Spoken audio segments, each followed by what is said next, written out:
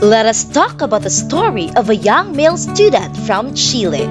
This is the story of Sebastián, entitled From Rapper to Preacher.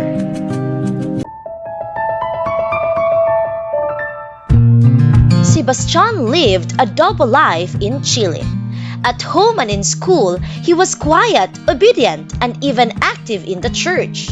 But behind all of that, he was a rapper who could draw large crowds. He grew up in an Adventist family, but as a teenager, he felt that church life was dull. He found more enjoyment in freestyle rap and rap battles, where drinking and debating about history, science, and even religion were common. But when COVID came, everything stopped, and he felt a deep emptiness in his life. During the lockdown, for the first time, he began to truly think about God. He started praying and reading the Bible, and he felt that God was truly alive because he would wake him up every morning to spend time with him. God's word filled the emptiness in his heart.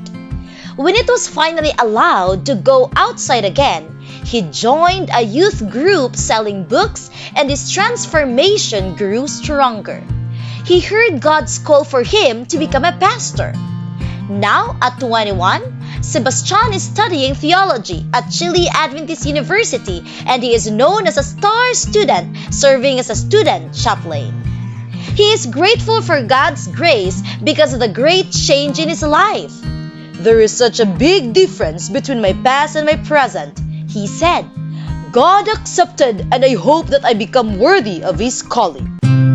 This quarter's 13th Sabbath offering will help expand the dormitories of Chile Adventist University so that more students, particularly theology and education majors, can live near the campus.